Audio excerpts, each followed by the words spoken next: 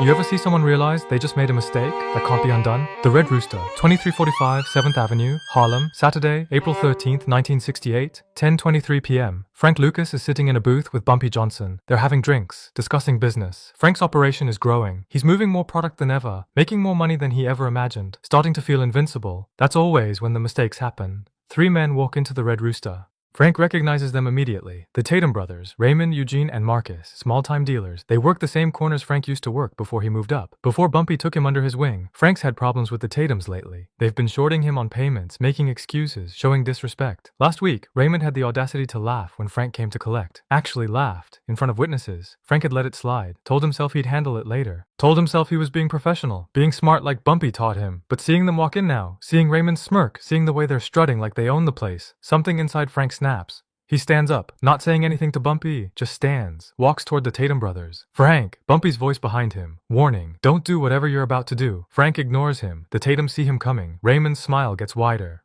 Well, look who it is, Mr. Big Time. Slumming with us, regular folks? You owe me money, Frank says. Quiet. Controlled. But everyone in the Red Rooster can hear that tone. Can hear what's coming. We'll get it to you, Eugene says. We just need a few more days. You said that last week, and the week before. I'm done waiting. What are you gonna do? Raymond laughs. Actually laughs. You gonna cry to Bumpy? Gonna have the old man fight your battles? That's the wrong thing to say. The absolutely wrong thing to say. Frank's hand goes to his jacket, inside pocket, where he keeps his gun, a nickel-plated .38 revolver. He bought it 3 months ago, hasn't fired it outside a range, but he carries it everywhere, makes him feel powerful, important. Frank! Bumpy's voice again, closer now, right behind him. Don't! Frank pulls the gun. The Red Rooster goes silent. Music still playing from the jukebox. Marvin Gaye, I heard it through the grapevine. But all conversation stops. Forks stop, glasses stop. Everyone watching. Raymond's smile disappears. Whoa, Frank, come on, man. We're just talking. You disrespected me, in front of people. You laughed at me. You made me look weak. We didn't mean nothing by it. You think I'm a joke? You think because I work for Bumpy that I'm soft, that I won't do what needs to be done? Frank, that's Bumpy, right beside him now, hand on Frank's shoulder, gentle, firm. Put the gun away. This isn't how we handle things. They disrespected me?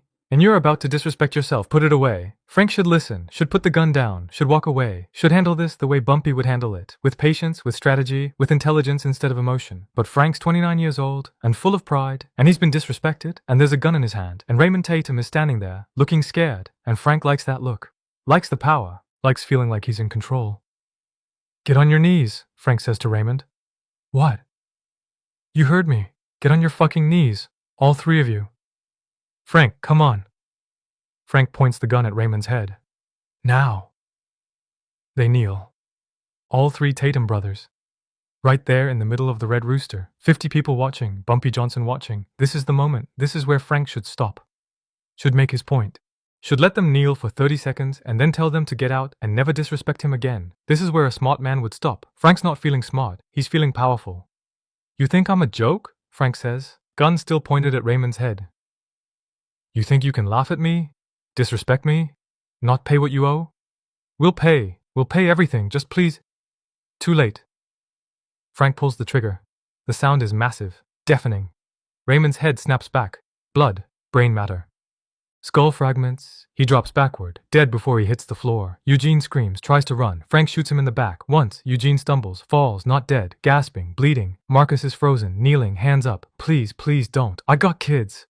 Frank shoots him in the chest. Marcus crumples, gurgling, drowning in his own blood. 3 shots, 3 men down. Raymond dead instantly. Eugene and Marcus dying, all in the span of maybe 8 seconds. The Red Rooster is chaos now. People screaming, running, diving under tables. The bartender's on the phone calling police, calling ambulance, calling anyone who can stop this. Frank's standing there, gun still in his hand, smoke curling from the barrel, looking at what he just did. 3 bodies bleeding out on the floor. That's when it hits him. The reality, the weight, the absolute irreversible finality of what just happened. He just killed 3 men, in public, in front of 50 witnesses, in front of Bumpy Johnson. Frank turns. Looks at Bumpy. Bumpy's still sitting in the booth. Didn't move. Didn't try to stop it after that first warning. Just sat there, watching. His face is unreadable. Not angry, not shocked. Just cold, calculating, processing. Frank walks back to the booth. Gun still in his hand, hands shaking now, adrenaline crashing. They disrespected me, Frank says, trying to justify it, trying to explain. They laughed at me. I had to. Bumpy holds up one hand, stopping him. Then Bumpy speaks. 5 words. Quiet, clear, absolutely devastating. You just killed yourself, Frank. Frank's blood runs cold. His face goes pale. The gun feels like it weighs 1,000 pounds suddenly. What? You heard me. You just killed yourself. You're a dead man. You just don't know it yet. But they disrespected. Shut up. Bumpy's voice is still quiet, still calm, but there's steel underneath. Sit down and shut up and listen to me very carefully. Frank sits, the gun still in his hand. He sets it on the table. It makes a small clunk sound. Blood on the handle. His blood. Well, technically the Tatum's blood, but it might as well be his because Bumpy just said, "Do you understand what you just did?" Bumpy asks. I defended myself. I showed them they can't. You executed 3 men in front of 50 witnesses, including me, including people who will talk to police, including people who will testify in court. You just gave the NYPD everything they need to put you in prison for the rest of your life. Frank's brain is catching up, realizing. But they won't talk. This is Harlem. Nobody talks to cops. This is different. You didn't shoot them in an alley. You didn't make it look like self-defense. You made them kneel, and you shot them execution style in a crowded restaurant. People are terrified. People are going to talk, because staying silent about this makes them accomplices to murder. So what do I do? You run, right now. You get out of this restaurant. You get out of Harlem. You disappear, because in about... Bumpy checks his watch. 3 minutes, police are going to flood this place, and if you're still here, you're getting arrested. And if you get arrested for this, there's no bail. There's no lawyer good enough. There's just prison, life, or execution. Where do I go? I don't care. Not my problem. You created this. You fix it. Bumpy, please. You gotta help me. Help you?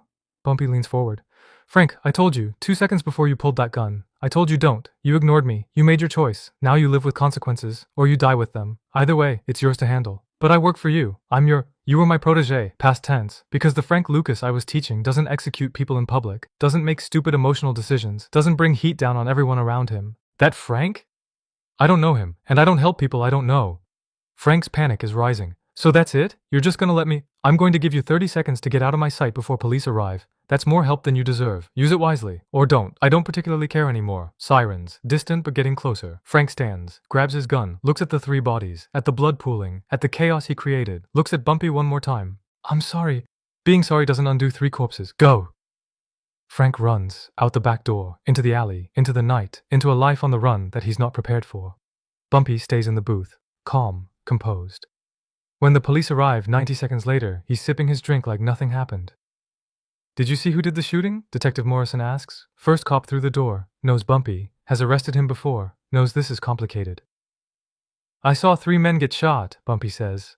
Didn't see who did it. Happened fast. I was sitting here having a drink, minding my business. Witnesses say Frank Lucas was here, say he was talking to the victims, say he pulled a gun. Frank Lucas left about 10 minutes before the shooting, had a prior engagement. I can't speak to what happened after he left. Morrison knows Bumpy's lying, knows that everyone in this restaurant knows exactly what happened. But he also knows that nobody's going to contradict Bumpy Johnson's version of events, not if they want to keep living in Harlem. If you see Frank Lucas, Morrison says, tell him we'd like to have a conversation. If I see him, I'll let him know, but I doubt I will. Frank's a busy man, travels a lot. Morrison leaves, takes statements from 50 terrified witnesses who all somehow didn't see anything useful, who were looking away, who were in the bathroom, who have the worst collective memory in NYPD history. The Tatum brothers' bodies are removed. The blood's cleaned up. By 2 a.m., the Red Rooster is back to normal, like nothing happened. But everyone knows something happened. Everyone knows Frank Lucas just made the biggest mistake of his life. 3 days later, Frank's hiding in a motel in Newark, hasn't slept, hasn't eaten, just sitting there watching TV news waiting to see if they've identified him, if they've issued a warrant. If his life is officially over, his phone rings, the motel phone, only 3 people have this number, his mother, his cousin, and Bumpy.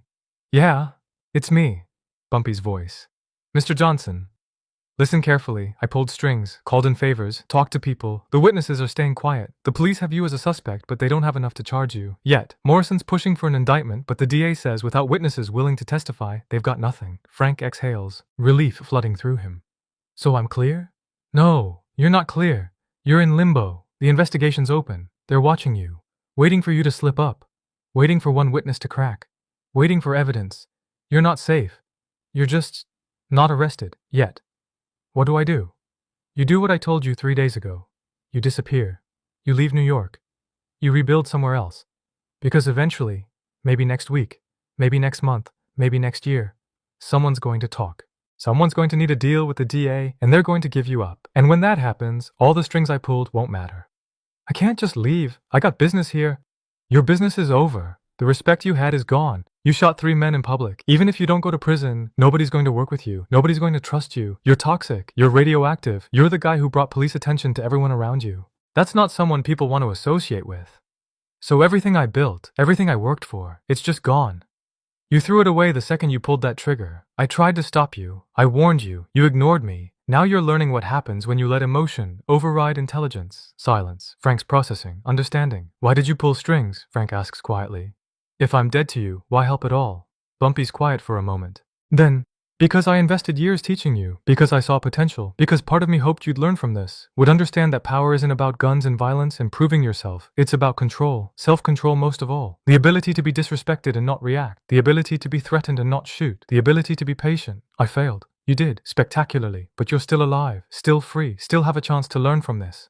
Most people don't get that chance. Most people shoot 3 men in public and they're dead or in prison within a week. You're getting a second chance because I'm giving it to you. Don't waste it. What should I do? Disappear. For real. Go somewhere nobody knows you. Start over. New name, new business, new life. And if you ever get successful again, if you ever build something real, remember this moment. Remember what happens when you let pride control you.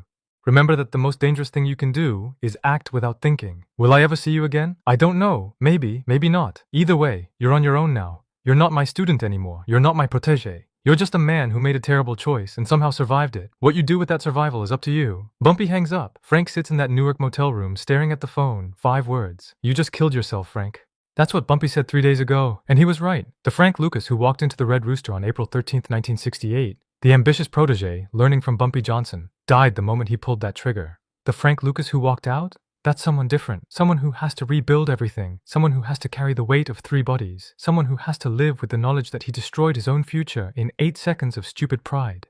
And the pale expression Frank had when Bumpy said those 5 words? That's the exact moment Frank realized it. Realized what he'd done. Realized he couldn't undo it. Realized his mentor was right and he was wrong. And the cost of that wrongness was everything. 6 months later, Frank Lucas has rebuilt. Not in New York. In New Jersey. Teaneck. He started a new operation.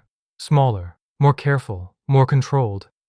He thinks about that night often, about the Red Rooster, about the Tatum brothers, about Bumpy's face when he said those 5 words. And Frank's learned something expensive, something he paid for with 3 lives and his relationship with the only mentor he ever respected. He learned that power isn't about pulling triggers, it's about not pulling them, about having the gun and the justification and the anger, and still choosing patience, choosing intelligence, choosing to walk away. That's what Bumpy tried to teach him for years. That's what Frank couldn't understand until he destroyed everything by not understanding it. But now he understands, now he knows, and he swears, to himself, to the memory of the Tatum brothers, to Bumpy even though Bumpy will never know, that he'll never make that mistake again. He'll never let emotion override intelligence, never let pride control his decisions, never pull a trigger without thinking about every single consequence. That's the lesson Frank Lucas learned on April 13th, 1968, at 10:23 p.m. in the Red Rooster, when he shot 3 men and Bumpy Johnson said 5 words that changed his life forever. You just killed yourself, Frank. Because in that moment he did. The old Frank died. The new Frank, the one who learned the hardest lesson possible, was born in that instant of devastating clarity. And that Frank went on to build an empire. Went on to become one of the most successful drug dealers in American history. Went on to make millions. But he never forgot those 5 words. Never forgot the look on Bumpy's face. Never forgot the price of letting emotion win. And every time Frank was disrespected, every time someone laughed at him or shorted him or threatened him, he heard Bumpy's voice. You just killed yourself, Frank. And he walked away. Chose patience. Chose intelligence. Chose survival over pride. That's what those 5 words taught him. That's what 3 bodies bought him. That's what the pale realization in that moment gave him. A future. Because he finally understood what Bumpy had been trying to teach him all along. The most powerful thing you can do is nothing. The most dangerous weapon you have is restraint. The most important battle you'll ever fight is the one against yourself. Frank Lucas learned that on April 13th, 1968, at 10:24 p.m., when he went pale. When 5 words destroyed him. When he realized he just killed himself, and somehow, impossibly, survived.